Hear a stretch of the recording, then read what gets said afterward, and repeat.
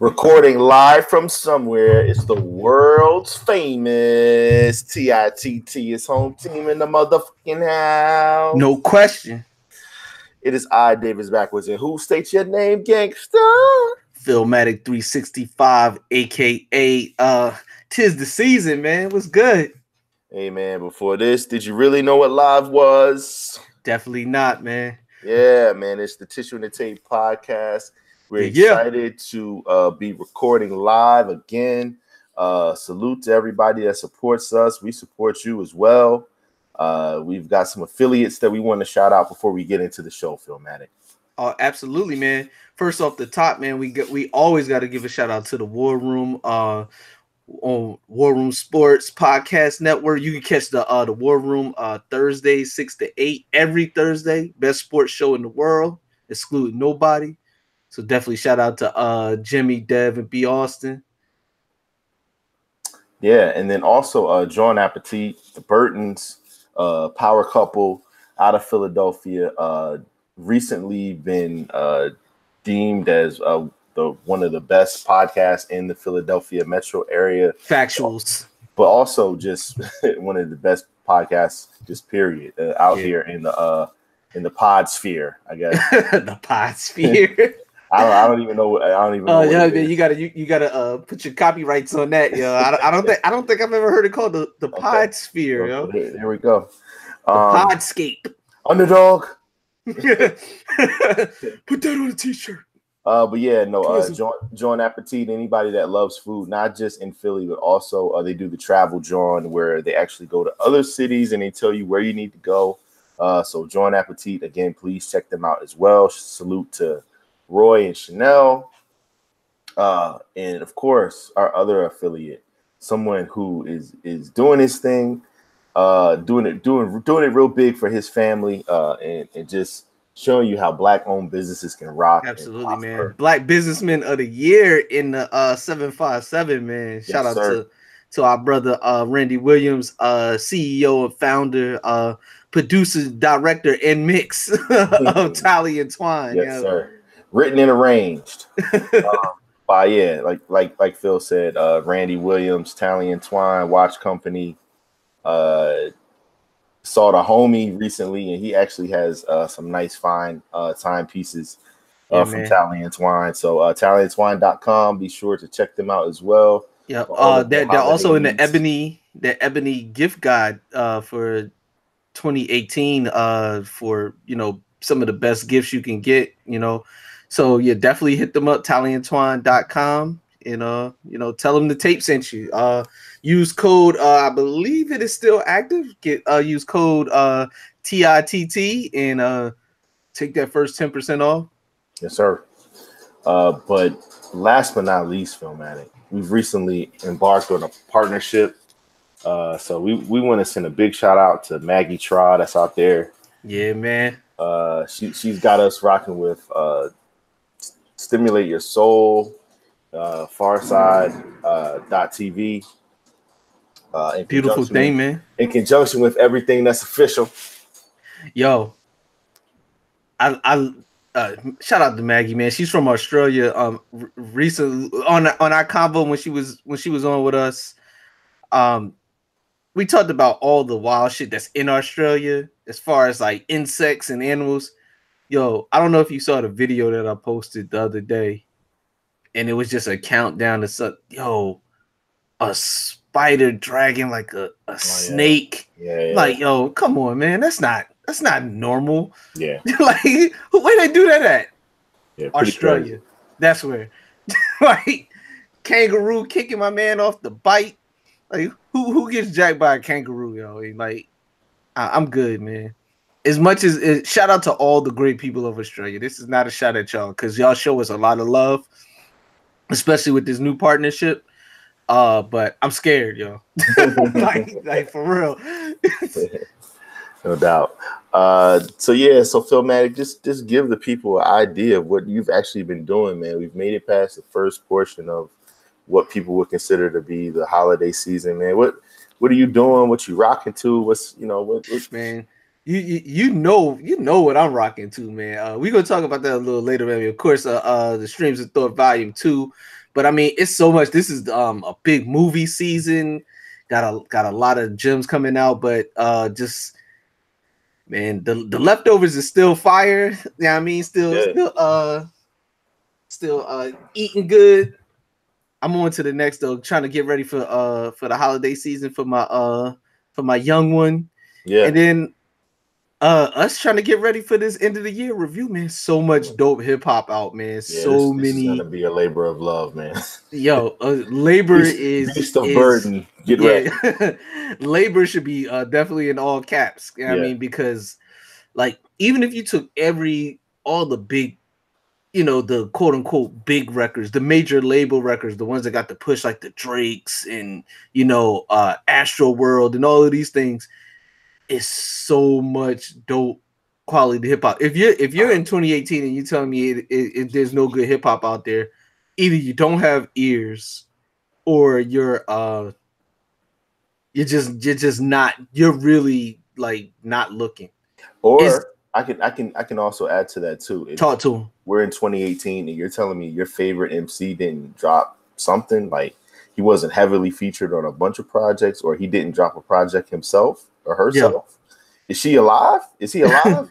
Yo, like, you might want to go check on him. Might want to make sure that they're still breathing. We got joints from Nas. We got joints from Jay. Kendrick with the Black Panther soundtrack. J. Cole dropped a couple one-offs and then did some dope features. Ross, Drake, Ye, Pusha.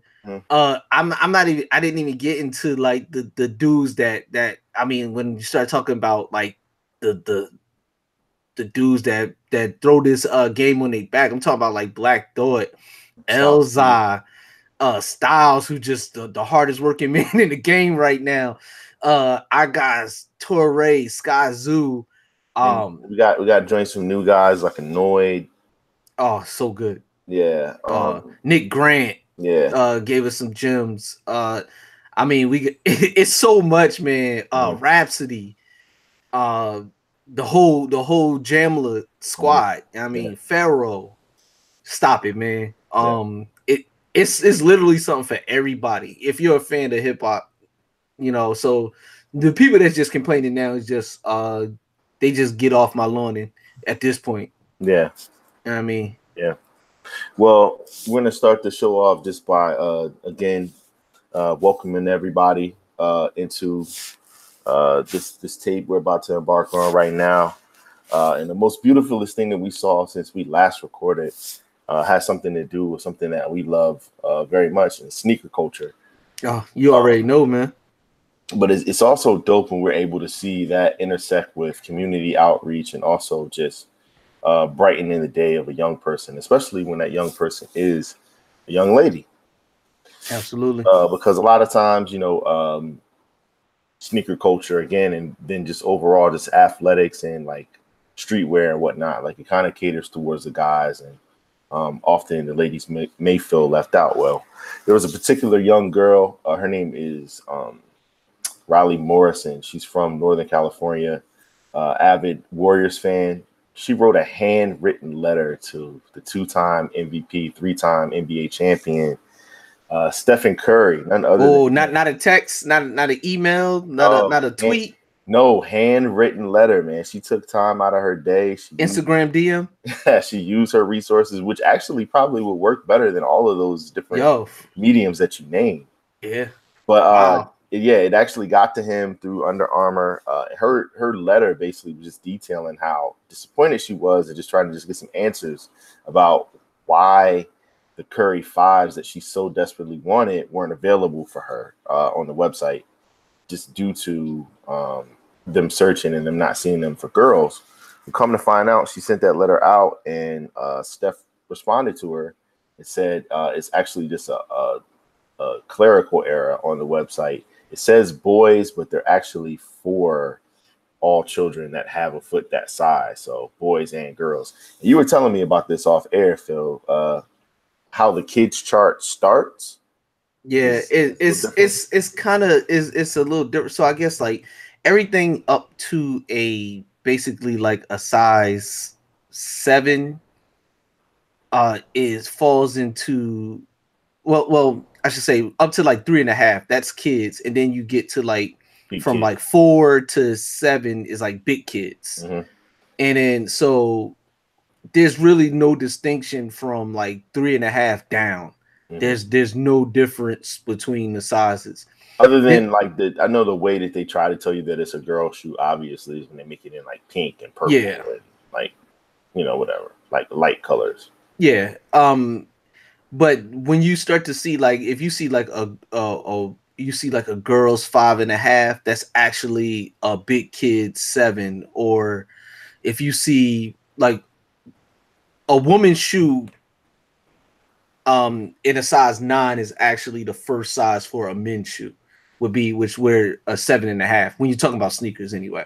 Yeah. So men's sneakers start at 7.5. So that's like the general breakdown. So it's always like a size and a half difference on the charts, but 3.5 and down, they're all the same. So this was somewhat of an educational story for me because I learned a lot, but we also learned that Steph not only is going to send her the 5s, but she's going to be one of the first to get the Curry 6s as well. Nice, man. And he basically informally invited her, and I guess he's going to follow through on the rest of it. But International Women's Day is March 8th. He said that he would like to invite her down to Oakland and celebrate that with Under Armour and him. That's dope, man. And she really just kind of stuck up for everybody, like and just be like, yo, just make sure that the young ladies are represented. And the fact that he answered personally is super dope. With that handwritten letter, like to in response to that, I thought that was really cool, man. Much as I love money, I could never see him answering a direct letter. No. Even I mean. It's kind of not fair to say that because it just didn't have like the music communication like the way that you do now with people. And even if he did answer a letter, it's like we probably would never know about it. Right. But just knowing what I know about him, it'd be hard to see that. He's a sociopath, man. You don't have time for that. Sociopaths don't sit there and he might write a ransom letter. That's probably the only letter he's writing, but he ain't. He's gluing the little letters together. Yo, he got it. He don't even glue them together. He got a drawer with a little compartment with the letters already pre-cut from magazines. So he go to his A's and be like, check rock. But I just thought it was really cool just to see that, and I mean it goes into the whole like legend of Stephen Curry. And, what can't he do? Good guy, man. Yeah. Until he gets you in that court and try to demoralize you. Yeah, bar you down with 35-foot 3-pointers. Yeah. Hashtag ruin the game. That's what he's out to do. But here you go. But definitely a dope story. Was glad to read that, and that's taking us into our next segment, which is tit for tat, which is my favorite. So let's go, man. Philmatic. You just said a phrase that caught my attention. You said that the leftovers are still fire. Yeah, man. Well, when you think about hip hop, you don't necessarily always think about cooking, but you and I, when we're chefing, hey, listen, it's like what you want to listen to, it's that's where I get some of my best that's full listens, right? No doubt, man, because like when you're in the kid, because you making prepping your meal, and then you just get in that certain kind of mood, and you want to hear some flavor. What are some of the albums that you always will go back to when you're like trying, like especially for like big meals like Thanksgiving and like Thanksgiving? Christmas? Oh man, it's certain joints that just remind me of like Tribe. Always reminds me of this time of year. Certain albums like a lot of Jay, because like normally he would have an album dropping in December, so you would hear a lot of singles. So Nas, just flavors that the stuff that feel like home. Old Kanye, Common, of course the Roots. That like get my soul, my bag a little bit. Yeah. Yeah, I'm throwing that them Temptations. Oh yeah, of course. Yeah. Now you know, we cooking the soul food, you gotta have the soul music. Yeah, man, right? that fresh Motown, yo. Yeah. Well, Snoop Dogg, who we all know as a international man of leisure at this point. He's not just a rapper, you know, he's not just better recognize. You know, yeah, he's a pop culture icon, and he recently got presented with the Star on the Walk of Fame, so salute to him. But he actually has a book that's out, from Crook to Cook. Platinum recipes from the boss dog's kitchen. So he went from, you know, working with Martha Stewart, I guess, on the show that they had and doing those things, to now parlaying that into being a author who, you know, who gives cooking advice. Like what can't Snoop do at this point, man? Yo, Snoop can do anything he wants to do. Yo, first of all, I gotta say, he officially passed the test, because like we've talked about many times on this show, if my mother-in-law knows who you are, yeah, like you are in fact a superstar. And yo, Snoop, is there anybody in hip hop more famous than Snoop? Just like in terms of just recognition. Like no, I think the longevity that he has, I think I don't think so, because like you said, like some of the older set know him a little bit better than they may know Drake. Yeah, I'm thinking like the four people that automatically for me that come to mind as far as like the most famous: Snoop, M, Kanye, and still Pop. Like, yeah, I guess so. Like people that weren't even born know who Tupac is. That weren't even born when he died. Yeah, they know who he is. So like that which is still wild to me. But Snoop is like one of the people, like he's known in every circle, like senior citizens, young kids, different races, religions, you know, ethnicities. They all know who Snoop is. It's crazy, man. Yeah. Okay, this tit for tat is a little different. I want to ask you. Oh, where we going? Okay. For a recipe from Snoop. Okay, he says, "Yo, hey nephew, about to cook up something real delicious for you, Loke. You want to try these brownies? You know what the brownies might entail? The stickiest of the icky. Ooh, wait. or you want to try this macaroni and cheese, nephew? Which one you gonna take?" Oh man.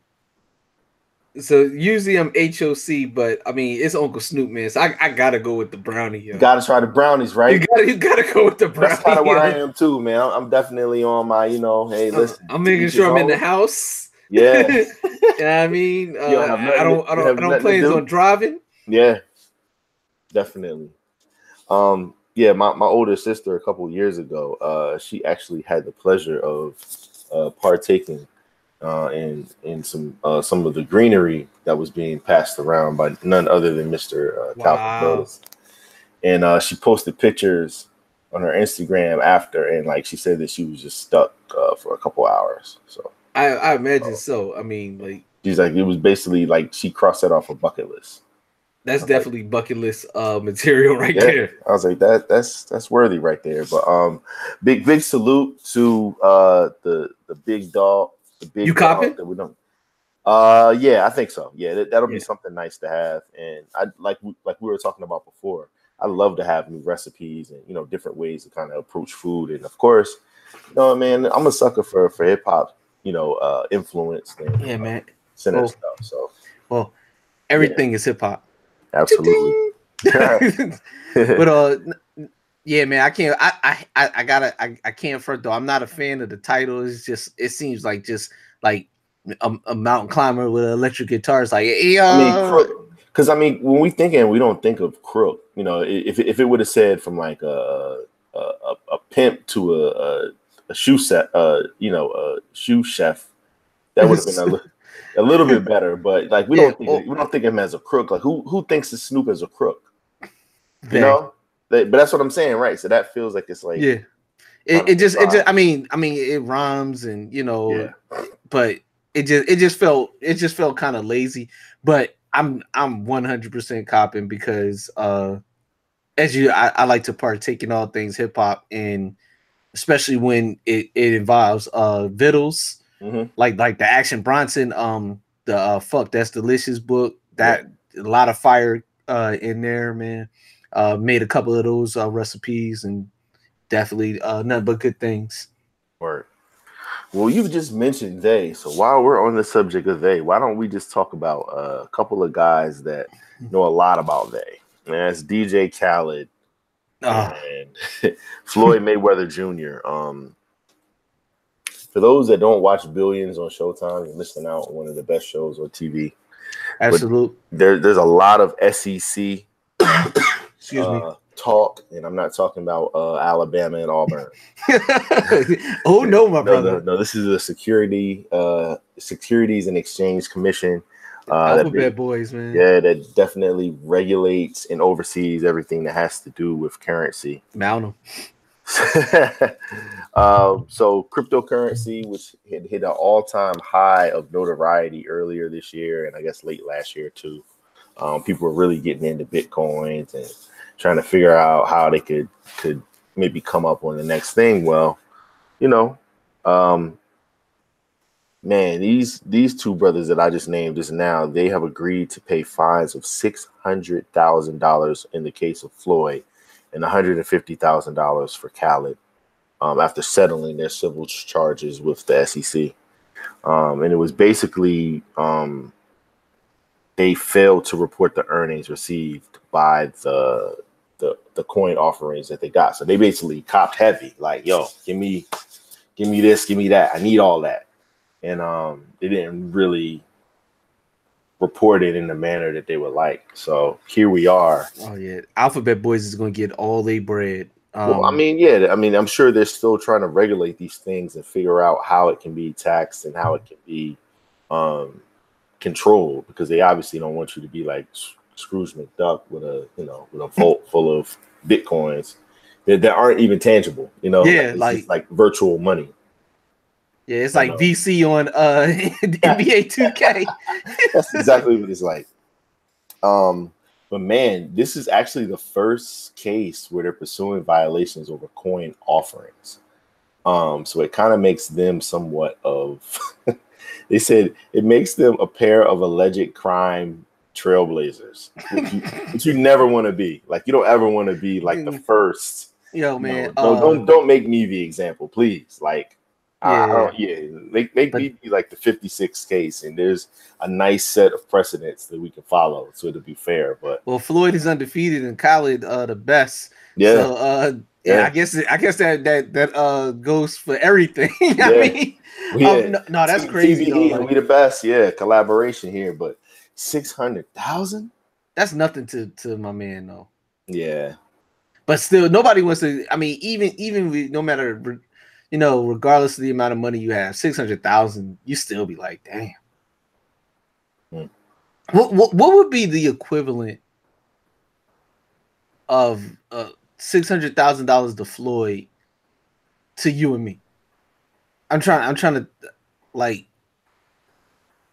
It's just like, let's just say you made $100,000 a year. Let's just say Floyd has $100 million at his disposal. And all right, we'll take that down a couple notches and just say for us, if we have $100,000 at our disposal, it would be like $60. Yeah, basically, right? Yeah. And I've had to pay a $60 fine. Yeah. For a violation that shall remain nameless. Yeah. And I didn't like it. Right. I didn't like it. Exactly. So I guess what I want to ask you on this one here, and this is a pretty easy one. Who do you think had it rougher in terms of the fine? $600,000 for Floyd or $150,000 for Khaled? It seems like it should be easy, but it all depends on who you believe, yo. Yeah. If you really believe that Floyd's having money troubles, which I don't, Yeah. Then you go with Floyd. But I'm gonna go with Khaled, man. Aside, like you can't be messing up the money because I mean, because I think the one thing that you could say in Floyd's case is he has probably garnered enough over his career and prize earnings that you would think he may have gotten enough to where he would be cool. But Khaled, he's got a pretty extensive ship that he's running, from the flights to the this to that da da da da da. It's like, he can't stop working. He's always gonna be working to try to just maintain everything. To live that lifestyle and to do all the things that he has going on. Right. So I just thought it was just interesting just to just see those hefty fines for something that I barely understand. It's like, so when you see someone get busted for something, you always just want to just make sure you know exactly what it is, so you don't do it. But I don't think there's anything that I could do to even be in that. Yeah, like when I first saw this, the way it was is like they took money from the companies to promote it. Yeah, and that's what they got, that's what they got fined for. Exactly. So I mean, basically, they received cryptocurrency in exchange for promoting cryptocurrency. Right, and they never told that they actually got it. They just basically this is just I'm surprised the IRS didn't get involved. Well, maybe they did. Maybe that's why the SEC was like, oh no, we got it. Yeah, we got definitely. Well, either way, man, I never like to see black people lose money. So. No. I worked with a company that had to pay the SEC. Yo, when they come, like, everybody knows, like, when they say the feds, they're typically talking about the FBI, CIA, IRS, ATF. Securities and Exchange. Yeah, it's something different. Yo, because they freeze your account, like, they are the ones that hit up the $1 billion Fortune 10 companies and be like, yo, no, it ain't going down like that. And we shutting that down. So they have there's a different degree of homicide. You know what I mean? Yeah. When they come knocking at your door, most of us don't make enough money for the SEC to even be bothered by what we're doing. So yeah, when they come for you really line stepped as far as they see it. No doubt. Well, salute to them, and hopefully everything gets straightened out and they don't have to incur anymore, because that sucks. Moving on, our last one here that we have is someone that we've talked about quite a bit on this show. When we spoke to one of our recent guests, Apollo Brown, he mentioned that this is someone that he holds in high regard as one of the smartest people that he knows. This MC that I'm talking about right now is Locksmith. Yeah. He has a project that's dropping on December 7th called Ali. Another one. Another MC. Another one of the best teams in the world. Well, what he did to actually, he had done this before, so he just relaunched his Lock Lyft campaign. And it's something that he did in conjunction with Lyft, where he was picking up passengers in the Bay Area and giving them rides and letting them preview his music. So one of the tracks that he actually did was Clouds, something that we're going to let you hear in a minute. But it's really dope just to see him driving around as a Lyft driver and then performing the songs as well. And some of the people that he picked up wouldn't be who I would exactly call Locksmith fans. Exactly. They're calling a locksmith just because they literally can't get into their car or their house, but not because they want to hear some bars. So the pre-order is available now. December 7th is when his fourth album, Ali, is coming out. He already dropped No Question with Apollo Brown earlier this year. So he's been working really hard. The question that I have for you, Philmatic, is if you had to choose between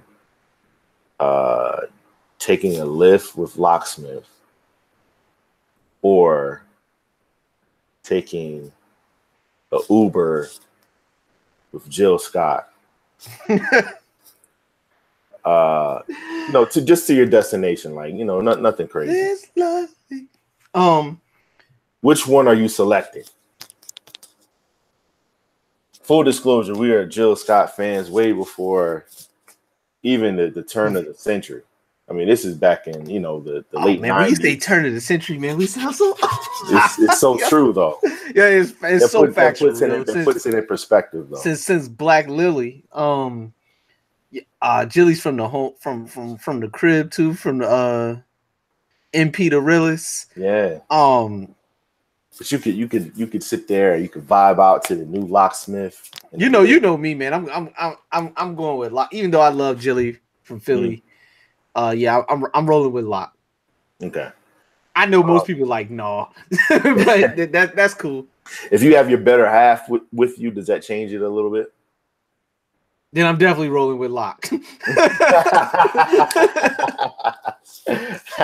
No doubt. Have you ever been in a Lyft or Uber? I don't even know if I know this about you. Yeah. Actually, the first time I ever was in an Uber is when we were all in Philly at the Justin Jay-Z concert. Okay. It was funny. Shout out to B Johnson, man. He was out there. He was working, and they had brought us down, and his clients was like, "Yo, we want to go out and party." And me and Jazz, we wash.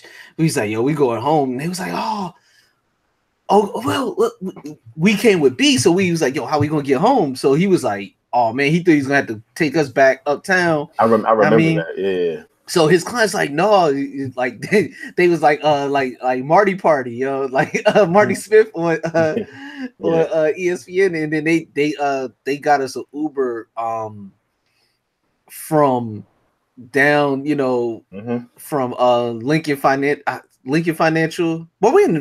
Were we in football or baseball? Baseball. Yeah. Okay. It was in Citizens Bank. So Citizens Bank all the way up to Roxborough. Yeah, like nothing. Just yep. So that was my first Uber experience. Okay.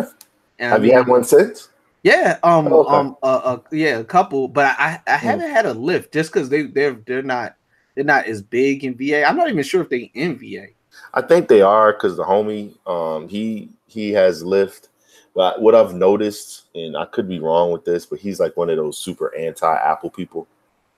And I think it's one of those things to where like Lyft is somewhat of a, from what I see at least, people like him that are super anti-Apple, they're rocking with Lyft a little bit more. And then the people that I see that are Apple like centric, they're rocking with Uber a little bit more. What's all the does he not eat fruit? Nah, you know what it is. Like, the anti-Apple, and they never had an iPod, they never had a Mac product or anything, so they think that it's like foreign. Yeah, man. I bet you if it came with a bottle of Douce, then get the yo. Yeah. I think it gotta go back. It always goes back to Jay, man. Yeah. Yeah, definitely. But I don't know. We'll definitely we'll delve into that one. Yeah, but the campaign with Locke is fire though, man. Like I think that's cool. Like I would love to just randomly get into a Lyft and see one of my favorite MCs. Yeah. That'd be dope. So shout out to him. We're gonna actually just play Clouds right now so everybody can get familiar with it. This is Locksmith.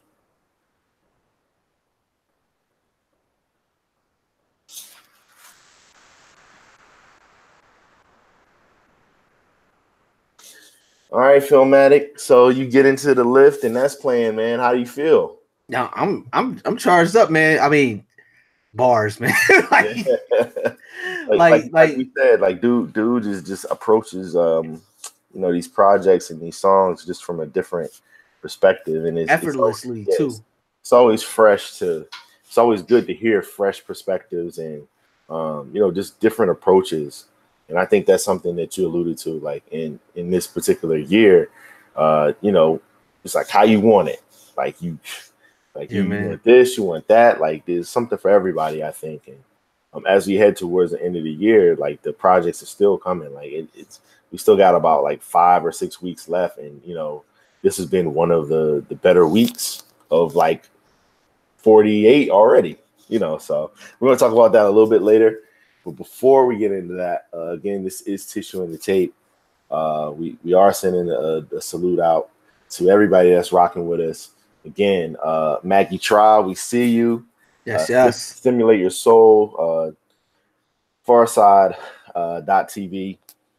Looking forward to producing more episodes so that people can get more familiar with the brand, man. Because this is what we do. Yeah, man. This is hip hop culture at its highest level, and so definitely always want to give a big shout out to everybody that supports and shows loves. Listen, rate, review. Check us out everywhere where you find podcasts. Yes, sir. So, yeah, man. So it's the tape, y'all. It's the tape, y'all.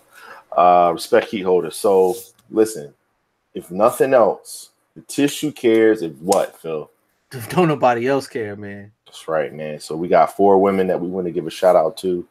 Ladies. We always try to find some time to make sure that people are familiar with some of the things that some of these great women in our country and in the world, just period, are doing right now. Just so you know, Andrea Stewart-Cousins is the first Black woman to lead the majority conference in the state legislature, and she is doing it in the great state of New York, which means a lot. We've talked about this before. Mm-hmm. When she starts her duties as a majority leader on January 1st, she'll be doing this in a state that pretty much decides a lot when it comes to how the rest of the country moves and operates. Definitely a major influencer in terms of policy and forward thinking when it comes to legislature. So, yeah. So big salute to her. She's from out of Yonkers. She's living off experience. Yeah, she's also getting it in. You'll see. You'll see. Nice. With her being the first female leader, she's gonna be adding a lot of diversity to a room that hadn't seen much. So when they talk about state legislature, they always mention 3 men, quote unquote. It's like the code word for the governor, the assembly speaker, and then the Senate majority leader. So they always used to say 3 men just because that's always what it was. Well, in this particular case, it'll be 2 men and a lady. So yeah, I like that, man.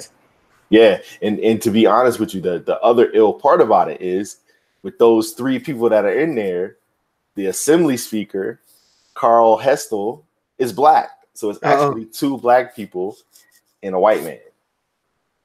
So that's interesting. Yeah. So that's New York. Yeah, I mean, listen, this type of stuff gets me excited just because, again, like people say, oh man, like I don't vote, I don't do this, I don't do that. And then you sit there and you waste energy getting annoyed by what the commander-in-chief is doing. And it's just like, in order to prevent certain things like that happening again, you got to have people in these positions, to make sure that, voices are heard, people are represented.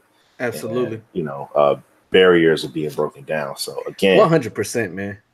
The 3 men concept is not the case in New York, and 2/3 of the room is Black. So I'm rocking with it. And salute to Andrea Stewart-Cousins. It's like 2/3 of a brick. 2/3 of a brick. That, man, all this LOX fire, man. Yeah, man. Definitely. We are the streets. That's what she said when she walked. Shakesha Williams is another young lady that we want to give a shout out to. Curvy Girls Rock. She is the creator of that. It's a new series. She is specializing in plus size representation. I mean, what more can we say? It's a new web series. Curvy Girls definitely rock. That's a fact. They definitely do. But to put it pretty plainly, I mean, she's trying to. I guess one of the things that she's trying to elevate to is like the Queen Latifahs, the Moniques. She said even like Ricky Lake, like they actually did present a certain type of ideal for her in terms of like, yo, you can still be dope and still be curvy. And that's where she's just trying to just take this. So she dug up Ricky late. Yeah, I mean, listen, when you think about it, it's like, yeah. I mean, yeah. No, Ricky Lake used to get me through some of them the morning lulls, yo. You know for sure, man, for sure. So yeah, her show looks pretty interesting actually. Just if you actually go to her IG page for it, it's Curvy Girls Rock Series. Some of the images that are on there, they pique my interest a little bit. I'm like, I'm at least gonna check. I'm definitely going to check it out. Yeah. So, anything that brings, again, we've talked about this before, but you know, I spend a lot of my time just trying to just immerse myself in Black culture in media, whether it be books, whether it be movies or TV. Like that's where I really concentrate a lot of my interest into. So, hell yeah, I'm at least giving, you know, whatever a chance first, and if it's whack or if it's bad, then you know, so be it. But she definitely has my support on that for sure. Definitely, man. I mean, I try to immerse myself in as much Blackness as possible, man. Just because for so long, and still continually, we're underrepresented for the amount of impact that we bring to pop culture and just culture, all culture in general. Yes, sir. So usually what happens is we make something hot and then other people take it and run with it, you know, and then it's us trying to get our shit back. You know what I mean? Right. So or just completely deaden it because they made it corny. You know what I mean? So it's good to see so many different people of color taking control of mediums and platforms and bringing their products and talents to the culture, like, you know, direct to the consumer. Yes, sir. Shakesha is definitely someone that's doing that, so salute to her. No doubt. We got a couple more ladies we want to talk about before we head to the other side of the tape. One is Amy Sherald. We talked about her just a little bit before when the commissioned portraits of the Obamas came out. But I just wanted to just, in the same vein that we see Michelle Obama on her tour, yo, she had her freaking book tour visit in Wells Fargo, where the Sixers play, yo, the other night. Like, not Barnes and Noble, not the free library. Yo, in Wells Fargo Center. Yo, that's crazy, yo. Yeah, and I Wells hold what, like 20,000 people? Yeah, I mean, you know, obviously they yeah, I mean, an arena, yo. Yeah, like, but I was looking at my timeline. I was like, yo, like I knew at least, you know, a good fair amount of young ladies that went, old, young, whatever, took their moms, took their aunts. And you know, I've just started to get into the book becoming just now, but that's pretty remarkable, man. You know, to do that, to have that type of impact. But I said that to say it just kind of made me go back and just look at some of the things that they were able to do. And I guess one of the most important things that they did was these portraits, them actually commissioning the gentleman, his last name's Wiley, and then Amy Sherald to be the first recipients of commissions from the National Portrait Gallery to do these points of view. They're gonna be immortalized, you know, forever. Yeah, man. A teaspoon of chocolate in a world full of milk, man. That's right. Like, yo, the portrait though is stunning, man. Like, to say the least. It really captures her elegance, her power, but also like you just see strength when at least that's what I see when I see the portrait, and it is just. I think she captured Michelle Obama perfectly within the art. Yeah. And she didn't use like traditional like colors too, where you would think like she would use like this like big like chocolate like palette in order to use it. What she did was actually more of like a gray. Yeah. But with the gray, the way that it was against the blue background, it just popped even more than if it was just like your traditional like chocolate. So, you know, again, obviously that's why she was selected, is just because, you know, this unique way of doing things is something that, you know, just made it just so stunning. Yo, and her art, you know, even before this has been fire. Yeah. So it's I mean, obviously if you're selected to paint the first black first lady, I mean, you've been putting in work for a long time anyway. So yeah, salute to Amy. And then last but not least, Ester Lou Weithers, someone who is working on a show that you've actually said, you know, not too bad. You know, I trust you. So she's a writer on Star, Fox series that has Queen Latifah, and you know, is actually making some noise. Yeah, man. But it was cool to hear her story, just because where she started, and where she is now, just from being a PA on House of Lies to, you know, yo, House of Lies, man. Yeah, that's my joint, man. Shout out to Don Cheadle as Marty Khan. Yes, sir. You know, to moving on to various web series for BT. Doing Pitch was a show that I actually watched that I didn't think was half bad on Fox as well. Yeah, man. I like the premise the concept. Yeah, exactly. And she parlayed that into Star. And what we were talking about before with this is like, you got to watch these up and coming writers, because they become the, you know, Avas and the Shondas of tomorrow. Absolutely, man. You'll look and you'll be like, you know what? Oh, I do remember her. And she'll own a whole studio. Yeah, man. This is more what I was saying about people of color being given the opportunity to really take hold of these platforms and these mediums and bring forth, you know, quality work. I mean, and the quality's always been there. The quality's not new, but just the opportunity to have it presented. So like with Star, like it's loosely connected to Empire, which is obviously the much bigger hit on Fox. But pound for pound, line for line, the episodes I've seen of Star, I enjoy better. Yeah.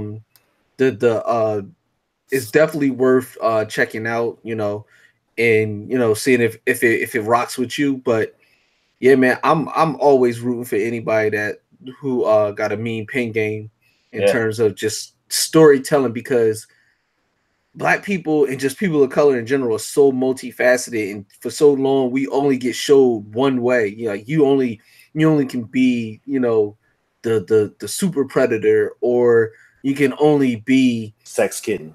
Yeah, exactly. Or yeah, I mean, or you. One of my favorite phrases of all time, by the way. Yeah.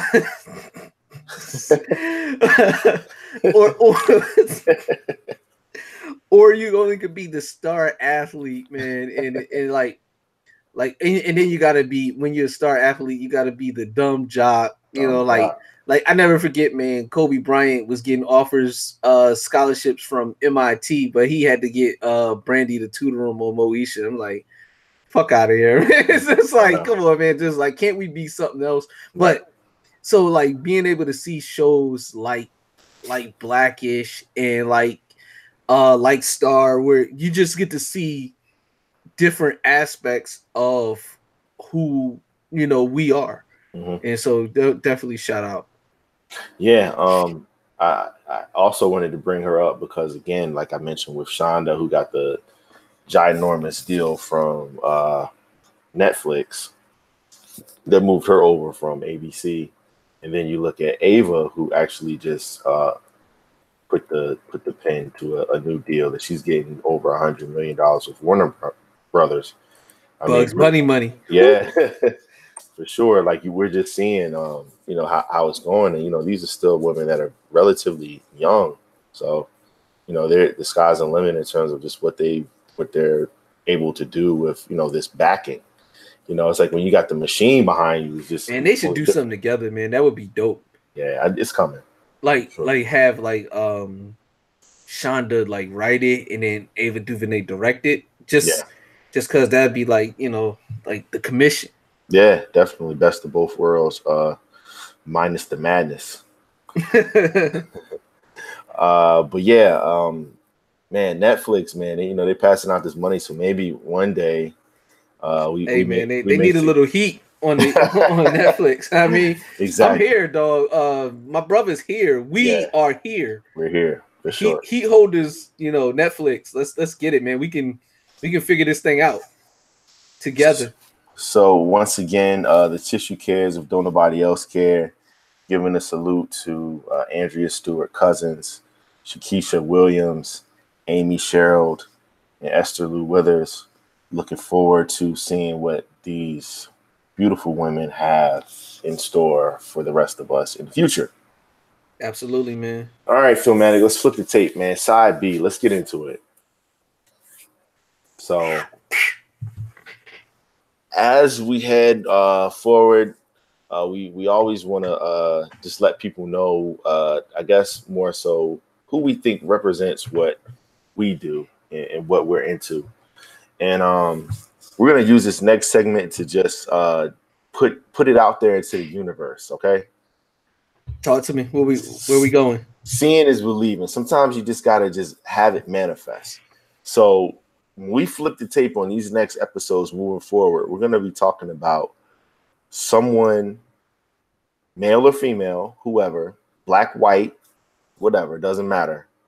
Latin, doesn't matter. But we want to talk about someone that's making some noise, someone that represents what we're about, that we eventually want to be able to talk to on this show.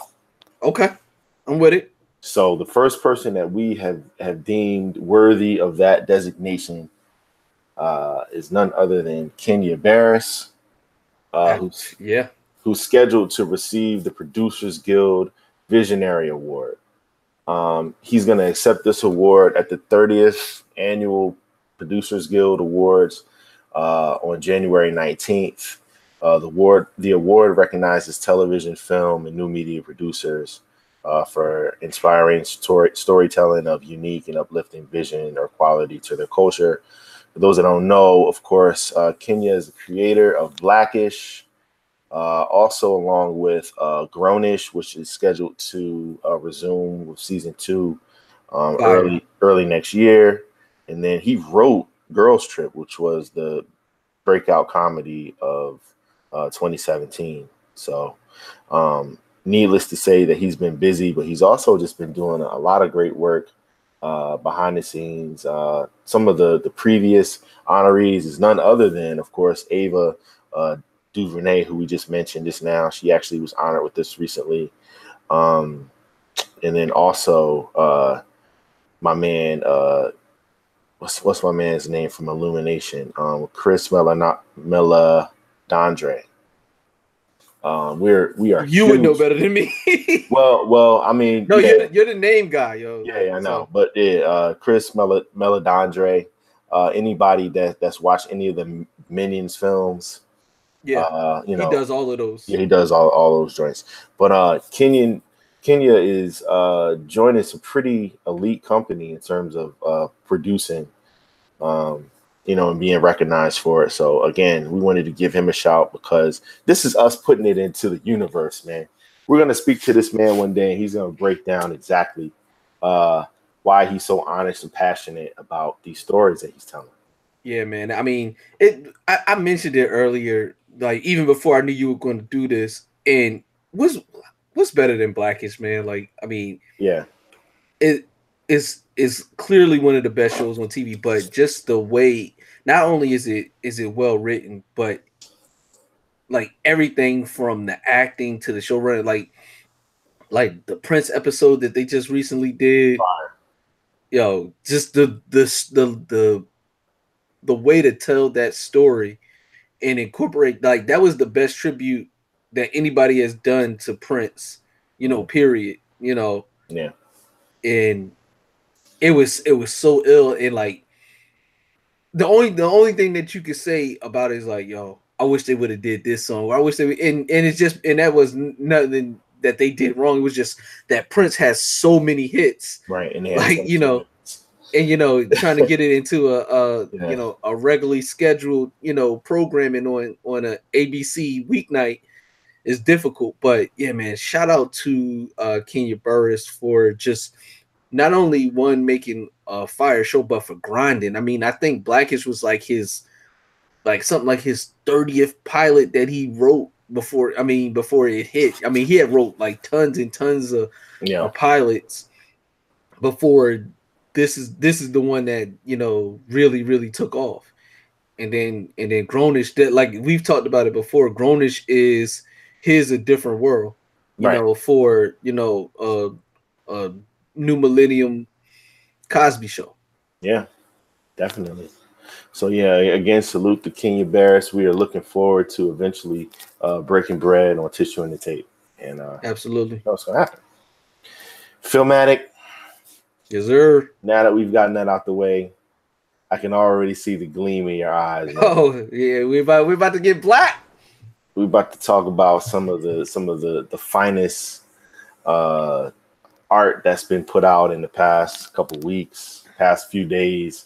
That you love it when they fade to black. I want to start with one that actually kind of maybe surprised people a little bit, just because of how the rollouts are nowadays. Like you find out like 19 days before album's supposed to come out. Man, everything's a rollout too. You be getting, they be doing rollouts where you be like, yo, he just like, oh, that's why he was at Walmart. Yeah, like something that's seemingly random is part of the rollout, but championships.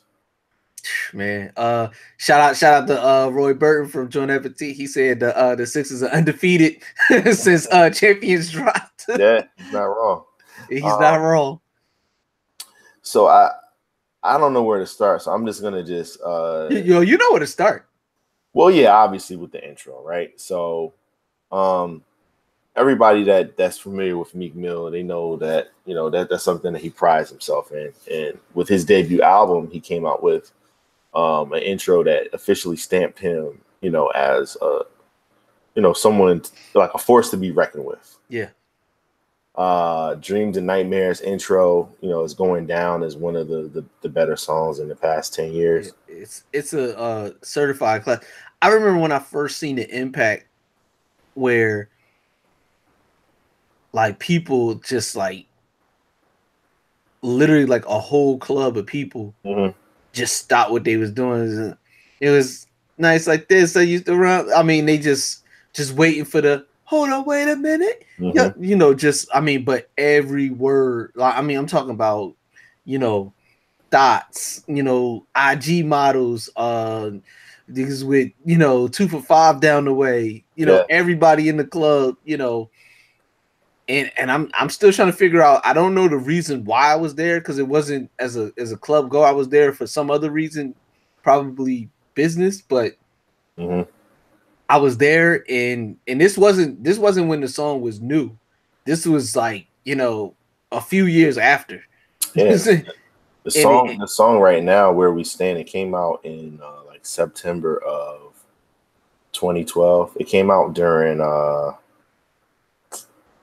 one of those big hurricanes. Yeah. Anyway, Esmeralda? I don't know, man. It's so many of them. It's been so many now.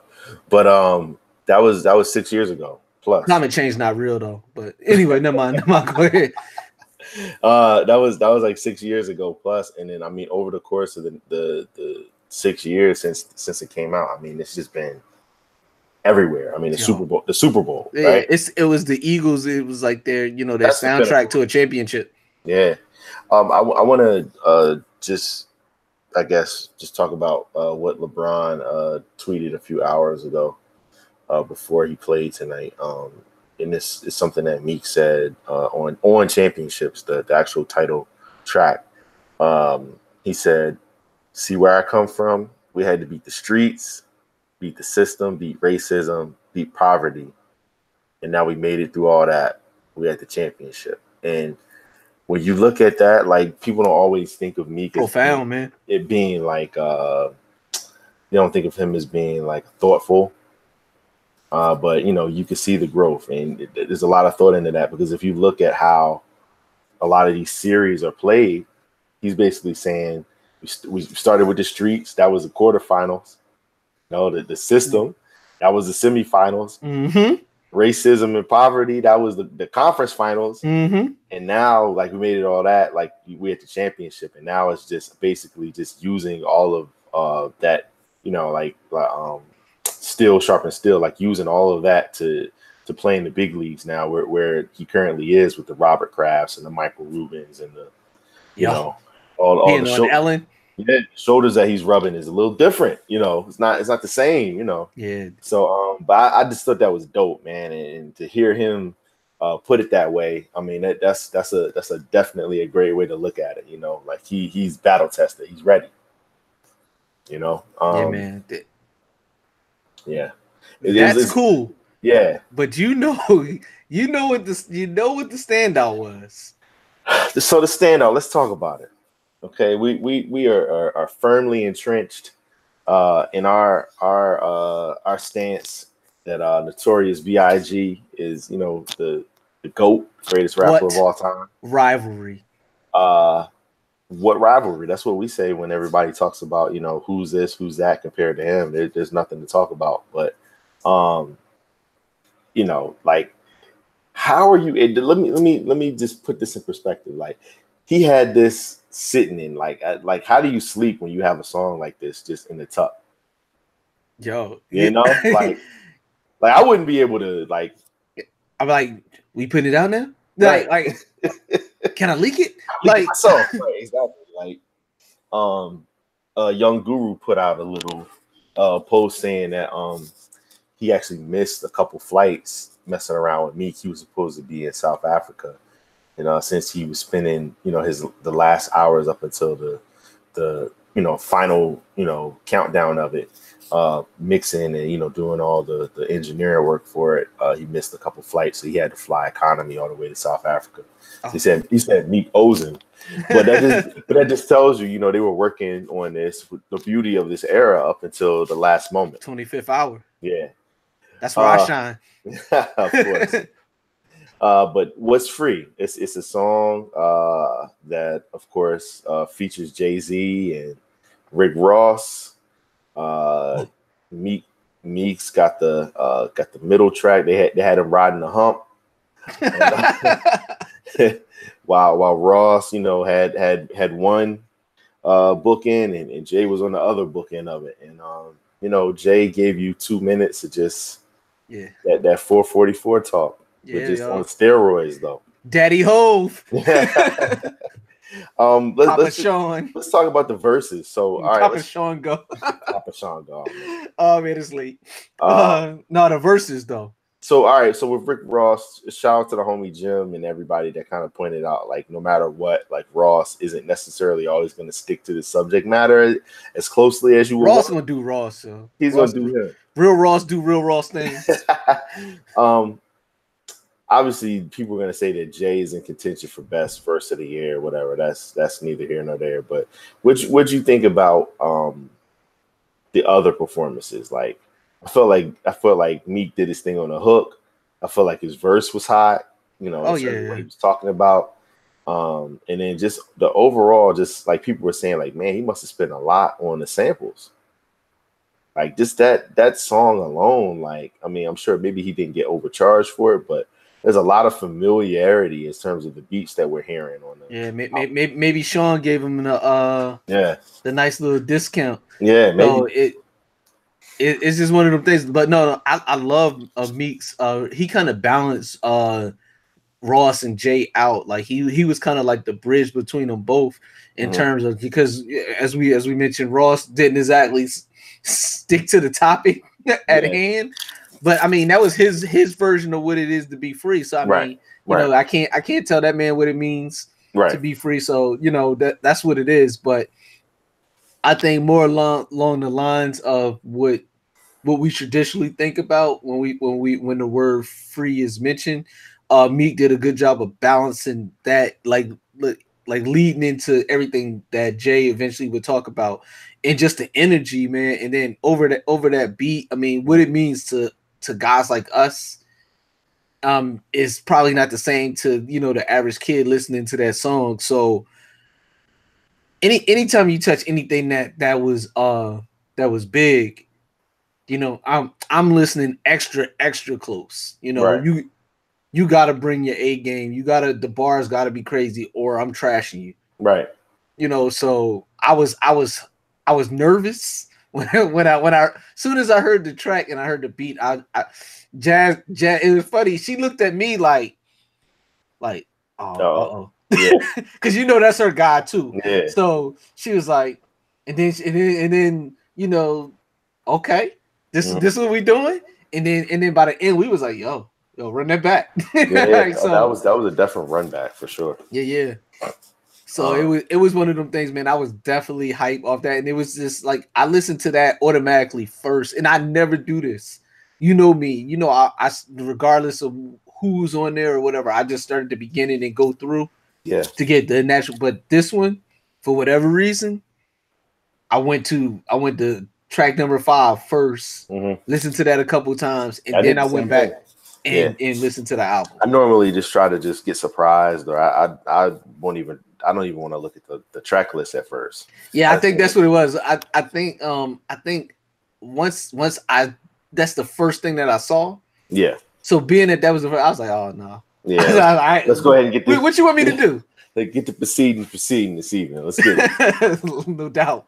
So that was a pleasant surprise. We had a couple other standouts. I was just talking about championships, which was a standout too. Trauma. Yeah, fire. Yeah, that was dope. Obviously a beat that we all know as well. But yeah, man, I just the Noodles Babies. Yeah, that's the one he performed on Jimmy Fallon.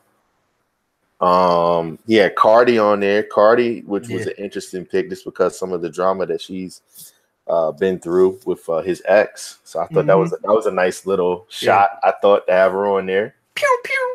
Yeah.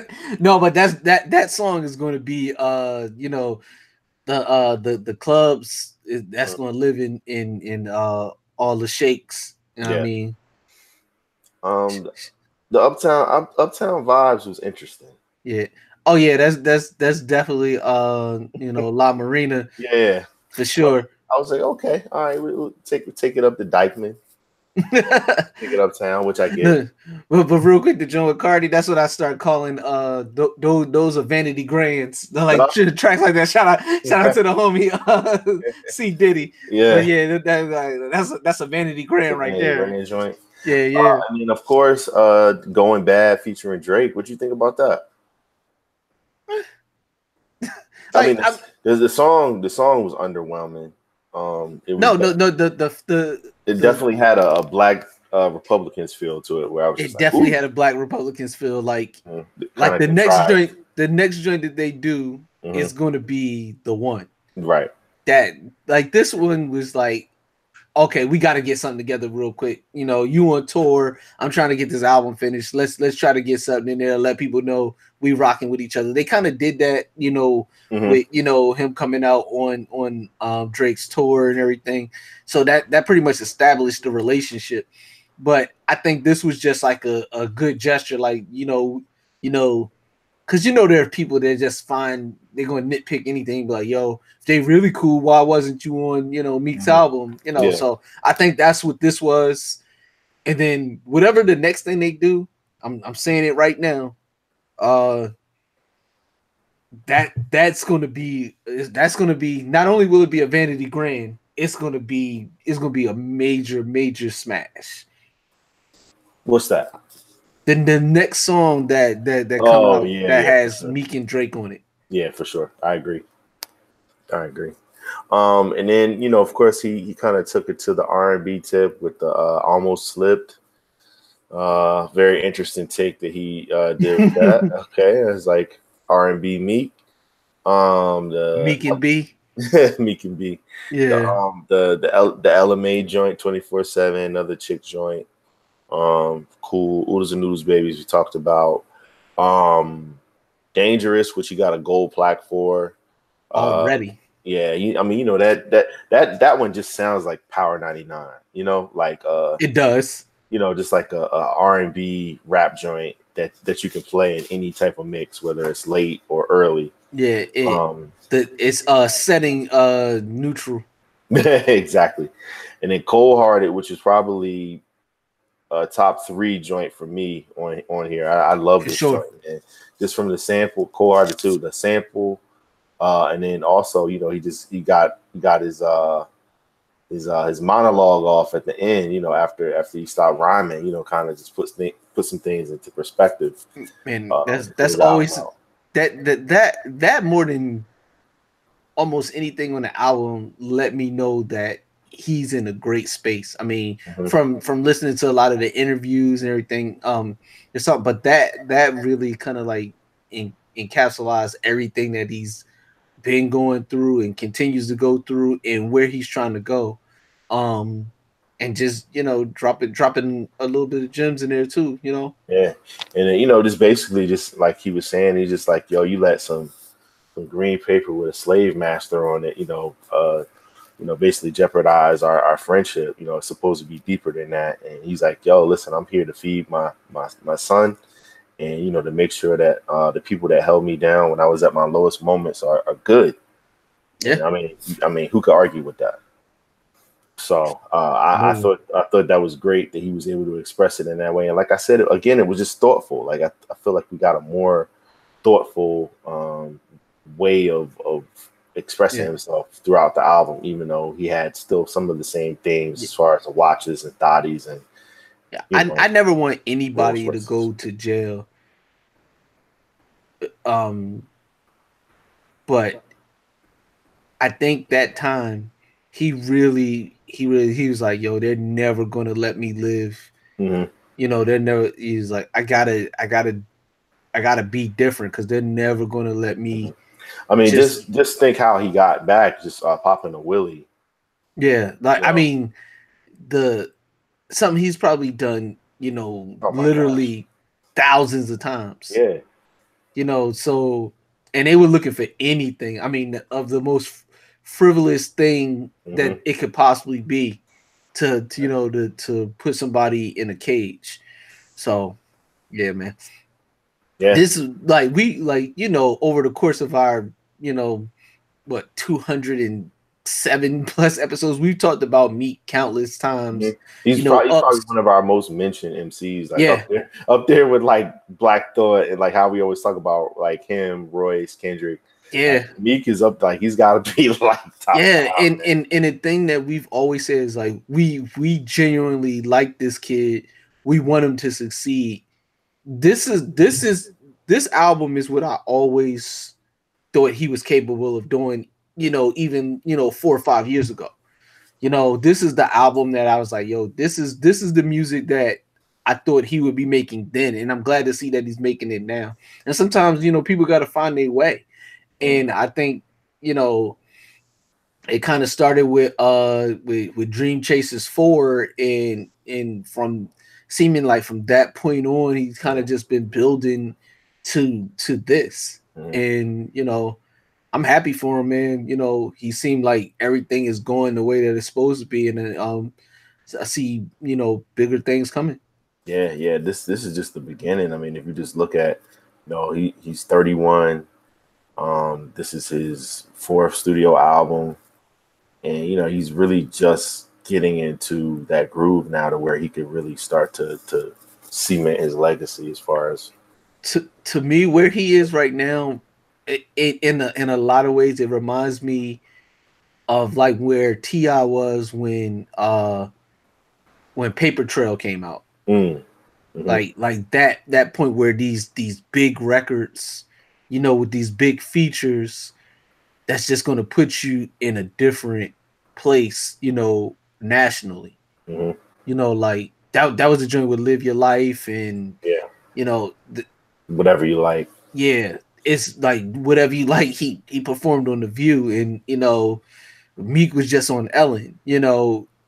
So like that same kind of where you become a national name. If you're not a household name, my mother-in-law might not know who Meek Mill is, but she may know the name, and she may have heard the song, whether she knows who it is. Like he's starting to get to that point to where he's on a national, name basis, and then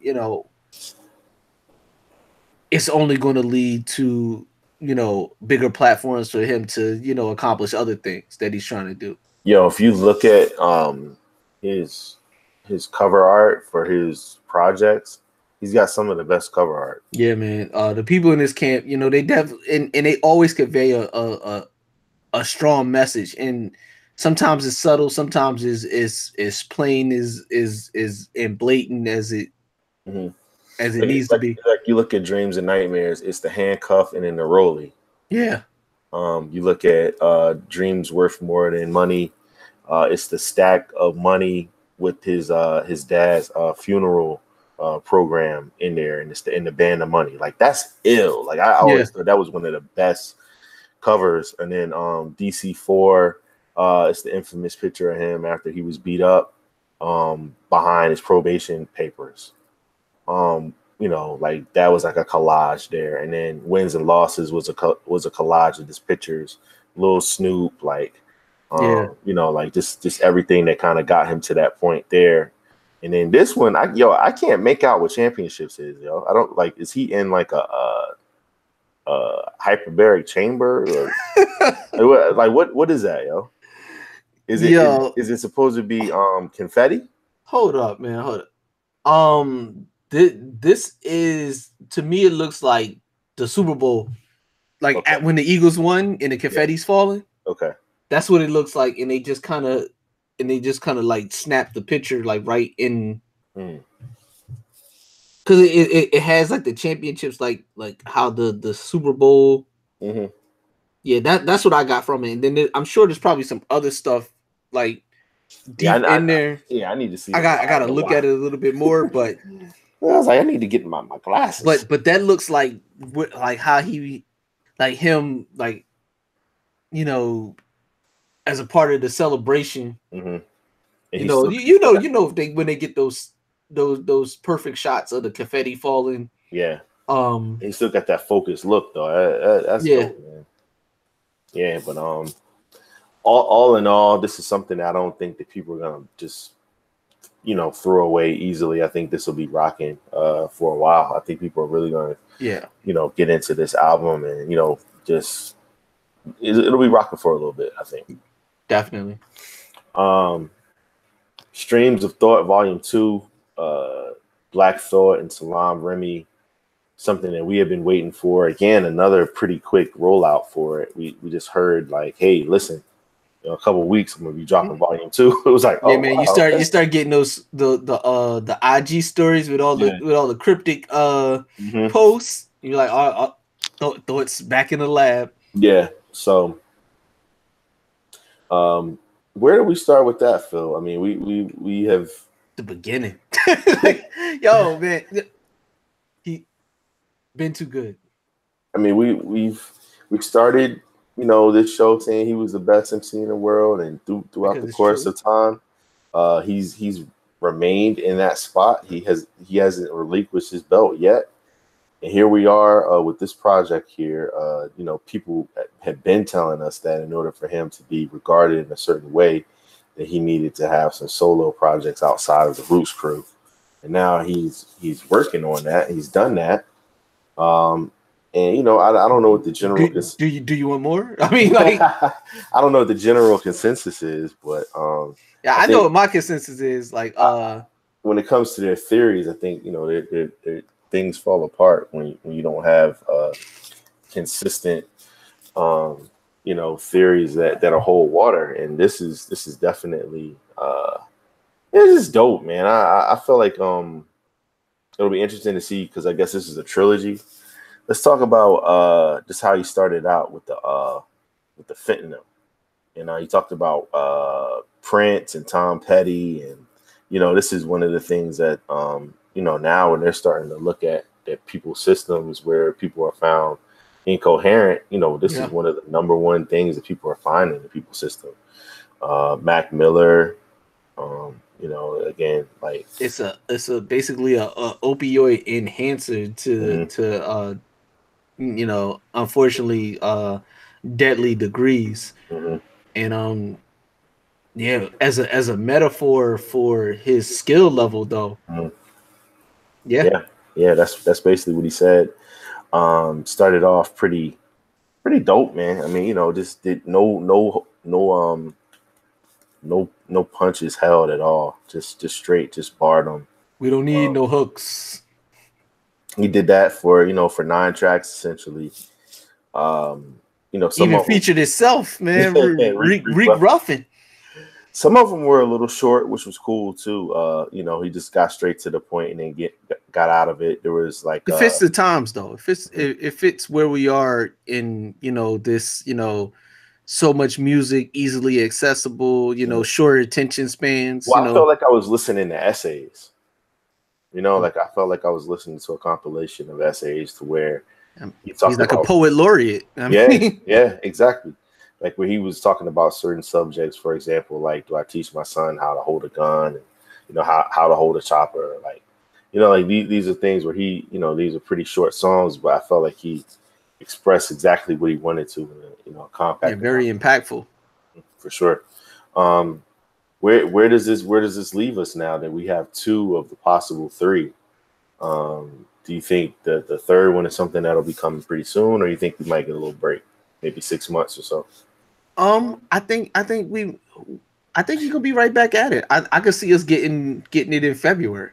Okay, because it seems like with this one here, this was kind of impromptu, and we didn't have a whole lot of insight, because I thought Volume 2 was going to be Knife again. I had no idea it wasn't going to be. Well, he said he still got a ton of tracks that he did with Knife that you know that have yet to come out. So I don't know if those are going to be for streams of thought, or if those are going to be, you know, worked into Root songs, because it was said that Knife was working on the next Roots album as well.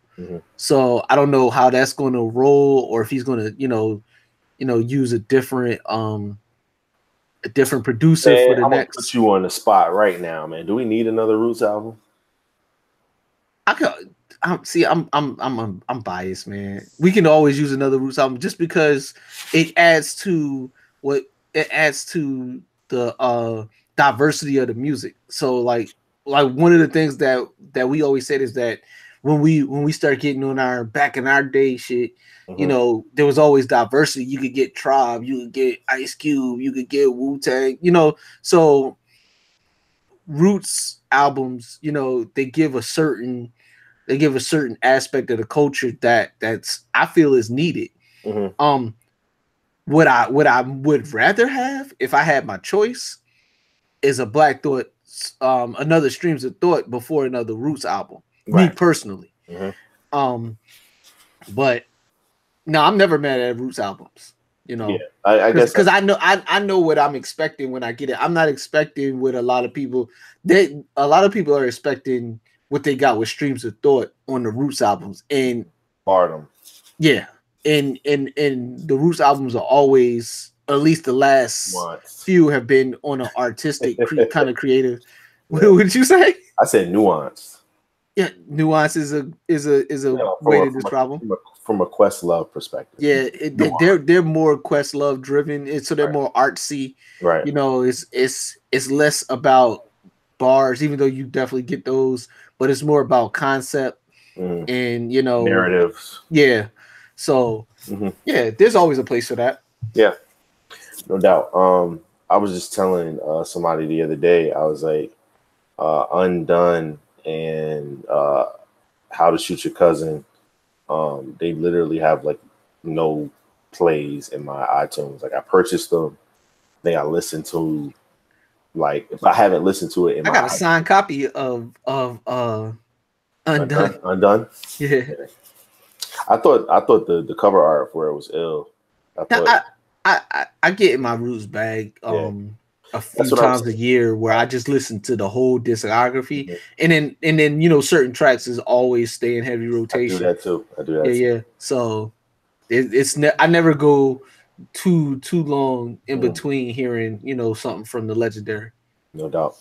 So yeah, once again, salute to the best MC in the world, Black Thought. Salute to Salaam, Remi, Holla at us, man. I mean, and he told us, stay tuned. Hey, man, let's make this happen, man. Stay tuned. So we'll hold them to that. But once again, you're listening to Tissue and the Tape. We have a couple more things we want to talk about. The Bread EP. Our brother Verse has been doing some immaculate work out there with the Sweet 16. He's been doing a really good promo campaign, kind of just letting people know the countdown to Sweet 16. He released it. He's giving people like tutorials on how to make beats and how he chopped the sample on this and that. So sick with it, man. Salute the Verse. He did kind of take a little bit of umbrage with us just because when we were talking about Apollo Brown, and he said that it was pretty much a rap that Producer of the Year belongs to him and nobody else. He actually texted me and just said, listen, that's all fine and well, but Alchemist definitely needs to be in the conversation as well. Yeah, Uncle Al has definitely been killing, man. Busy. He actually just released the EP just now, along with Championships and Streams of Thought Volume 2. It's like, man, it's a nice little week on top of DiCaprio 2. And then if you're into some really weird stuff, Earl Sweatshirt. Be into some really weird stuff. I'm just saying, if you but one of my favorite joints that came out, Minnie the Butcher. Boom, boom, boom, boom, boom. Mm-hmm. Uncle Al all over that. Alan the Chemist. Yeah. Guys, man, a lot of bar work on there. My joint, Broken Bottles. Yeah. Benny's kind of dope, man. Yeah. like no nonsense. They have captured. It's amazing that how they captured the essence of like 95, 96, but made it modern. Right. Like when we talk about 95, 96, a lot of times we get trapped in talking about it like that was like 2 months ago, and that was that was 20 plus years ago. So much has changed. There's a whole new generation of kids and listeners and everything. But to be able to capture that sound and make it new and fresh is a feat. And there's a few people doing that. And Griselda is definitely one of the camps leading the way in being able to capture that kind of feeling and sound without making it dated. Yeah. Once again, salute to Alk. We're gonna actually just use our second heat check to play the joint Rock Marciano and Black Thought. Man, like what more can I say, man? This joint is called Roman Candles. Let's get into it. Yeah. So if you are listening to this on the audio portion of the podcast, you will hear that track on YouTube. However, you get us. Hey, ta-da! We're still here. And once again, that was Roman Candles. That's Rock Marciano, Black Thought, and The Alchemist. So salute to them. Filmatic, as we head towards the end of the show, again, we want to send a shout out to all of our listeners. Thank you so much for rocking with us. We have a segment that we love to do because, as we know, Phil on the couch is something that you're very passionate about. Like our man Kevin Gates said, I'm passionate about what we used to use that all the time. That was a joke, yo. You might have to bring that back out, man. Oh, yo, you know what I heard real quick before we go into the next drink? Yo, man, you know I'm a wrestling dude, man. So I listen to the Cheap Heat podcast, Peter Rosenberg joint. Yeah. Yo, man, they jacked out Brock Lesnar joint, yo. You're here, I'm here. Yeah, like one of his listeners sent it to him because he plays like clips, like funny wrestling clips, and one of his listeners sent it to him. I'm like, yo, I like to think that was one of our listeners that heard it on Tissue and then sent it to him. But no, shout out to Cheap Heat, Stat Guy Greg 215 / New York, and no, but I was funny because when they played, I'm like, that sound familiar. Wait, That's our shit. I'm here. Yeah. And it's funny because That's how I'm living. Yeah, because we used to like play them together. Yeah, made me think about that. That's how I'm living.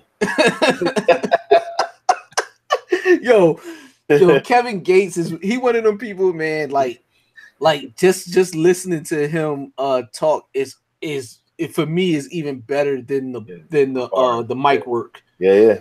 Yeah, man. My man said, "I'm supposed to suck your toes." Like what? Huh? Who kid was like, huh? Yo, he's like, like he was like so thrown. Like I can only imagine. Like what were they? They were face to face when they were doing the interview, right? That wasn't. Nah, they definitely were face to face. Yo, I oh my god, man. He couldn't control his laughter. He was like, "What?" Yeah. Like, what do you do? Yeah, I don't know. I have no. But yeah, man. It's a lot of good TV, man. That's out right now. Yeah, we're gonna get into just a couple of things that caught our eye.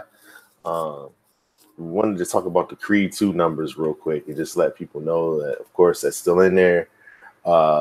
Me and my wife had a bet talking about Sexiest Man Alive.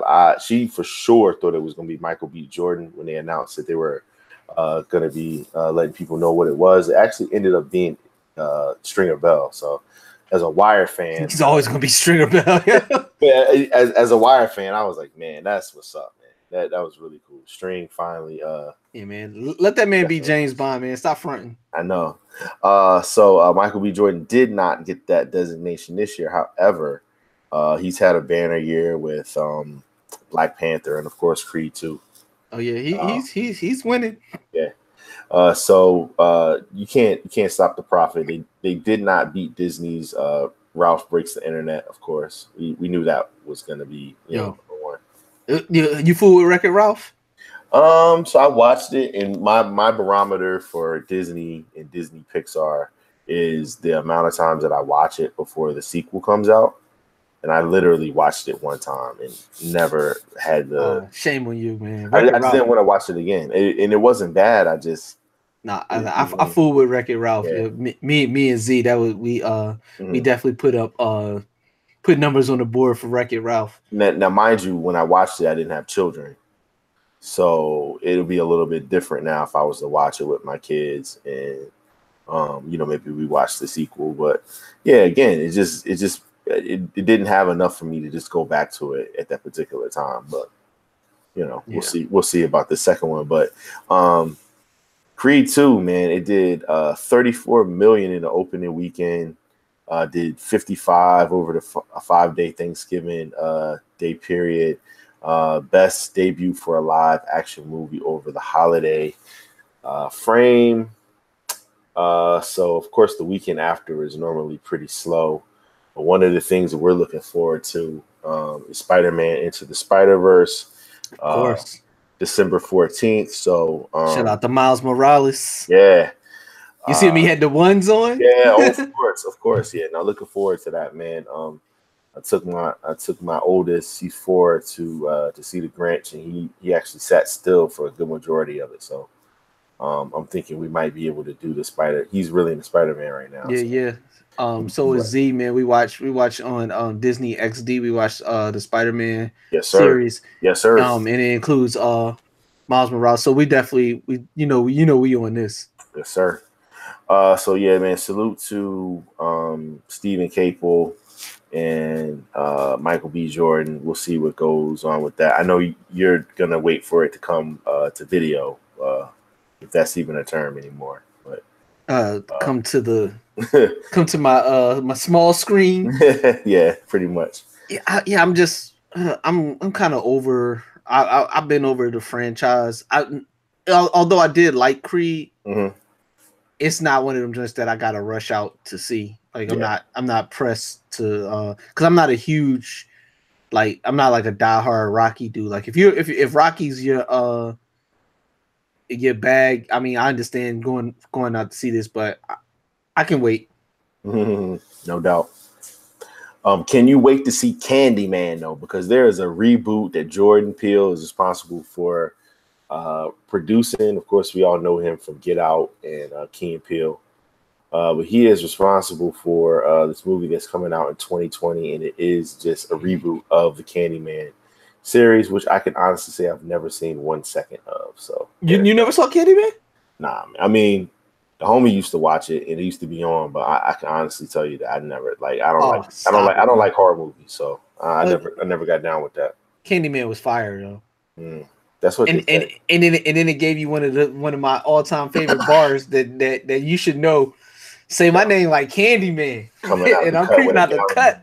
Yeah, with a gallon in here. Yeah, yo, man, shout out to Raz. No, Candyman was a dope movie, yo. Like the concept, it might even been a little ahead of its time. It was a horror / love story, but well done, and they shot it oddly enough in Cabrini Green when Cabrini Green was Cabrini Green in the middle of south side of Chicago. I mean, so yeah.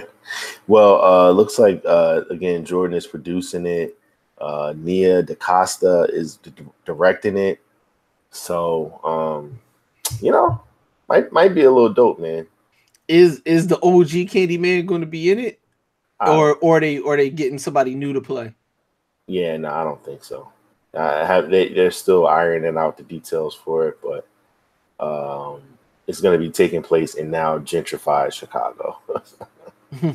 So June 12th, 2020 is when this will be. I might have to check it out though, but you got to see the original, man. I mean, like I said, it's been on in numerous times and all that, and I feel like I've seen it. I couldn't take a pop quiz and pass though. So there's that. Yeah, man. Desus and Mero is coming back to Showtime, my brother. February, right? Yeah, February 12th. Their late night series will be premiering. It'll be on a weekly basis, February 21st, excuse me, at 11 p.m. on Thursdays. And it's going to mark the network's first ever late night talk show. So they're still breaking barriers. They went from, a little podcast that could to Viceland to Showtime. That's dope, man. Like those dudes are super entertaining. I missed them on the weekly, like on the daily basis, like as far as like their show that they did on Spike. Yeah, but this is big though. Yeah. So again, man, Showtime picked them up. We got a few months before their show premieres, and it's gonna be really good to see them again on a weekly basis regularly. So salute to them. And of course, on a more serious note, Sandra Bland's show, the documentary is going to be coming out, talking about her and just her legacy. Say Her Name, The Life and Death of Sandra Bland. It's going to uncover a lot of different things that's still crazy to me. Yeah, not surprising, unfortunately, but just crazy still. Mm-hmm. Yeah, it might be a little tough to watch, but I definitely will be interested in it, and it's tough talking about it, but we have to literally keep saying her name because we can't ever be complacent with the shit that goes on, with unarmed people of color getting killed by the police. We can't ever just be ho hum and matter of fact about that. No, definitely not. So, definitely respect to her family, respect to everybody that put this together and got it available on such a large platform. For this to be on HBO is a big deal. Yeah. And I'm looking forward to seeing how well done it was, learning about her, and then ultimately implementing some of the things that we were able to learn about her legacy, and just making sure that people know, that. Like you said, like just keep her name going and do the best that we can to try to prevent these types of things from happening in the future. Yeah, man. But once again, this is Tissue and the Tape.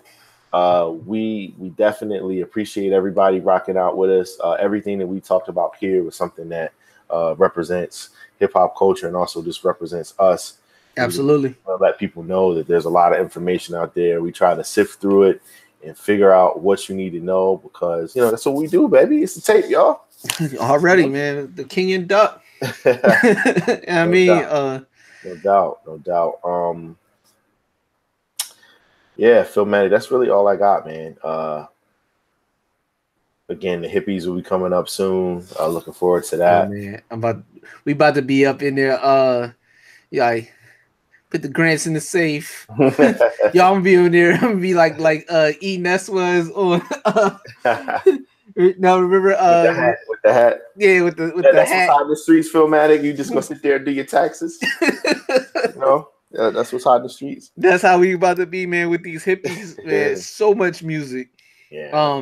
For everybody that's new to our show, the hippies are our annual hip hop awards. Thus the hippies that we give. Everybody does annual awards. Ours matter because we doing it. I mean, so yeah. Be sure to check that out. We will be leading up all the way to our end of the year show, where we will drop all of these winners. And some of the past winners have gone on to do great things. And they were winners before they became household names and major stars and Grammy nominated artists like Rhapsody, like Saha the Prince, like Griselda. We told y'all like what Griselda was about to do, and Benny, Westside, and Conway all dropped projects in 2018, multiples in some cases, and they just steadily moving. Yes, sir. I mean, so as my brother said, we do this and we will continue to do this, man. Yeah, and then also big shout too, man. Loosely connected to them as well. 38 Special has one of my favorite projects that he did with Coochie Rap. So yes. Yeah, man. Salute to him too, man. Yeah, man. Me and Jesus was just talking about that. And speaking of our brother DJ Rick G's, he's on a world tour, not your girls tour, but a world tour. Him and Pusha T are out, and soon as they get back, we will be bringing you a new heat holder radio. Infrared. Yeah, yo. As is, because that happened while we were on our little winter hiatus. Niggas is hard to kill on our block, man. That's all I'm gonna say about that. And make sure you see all the footage before you start posting wild shit. So yeah. Drop the push. Yeah. Stephen Victor. Yeah. Man, blame Canada, man. Yeah, that's all I gotta say about that, man. New Heat Holder Radio coming. We gotta at that one the gift that keeps on giving, that is Tissue and the Tape. Yes, sir. You can check us out on mixcloud.com/Tissue and the Tape. You can find all of the fine offerings that Phil and Rick G's have curated and mixed and arranged over the years, man. It's definitely worth your time. So check it out. And on that note, Philmatic, 2018, take us out with the fader. Okay, gang. Oh man, yeah, man, just a lot going on. Just trying to get everything wrapped up for us. Some new things that we're working on potentially that could take us in a different stratosphere leading into 2019. I want to thank everybody that's rocking with us and that's continued to rock with us and that shows us love. 4+ years, 200+ episodes. We've brought a lot to the culture. We hope to continue to bring you more. And you know how we do, man. We work for the money. We live for the love. Die for what we believe in. This is Tissue and the Tape. Everything is hip hop. So please respect heat holders. I'm passionate about whatever woman I'm making love to at the time. I'm supposed to suck your toes. Yeah. That's just G shit. That's how I'm living.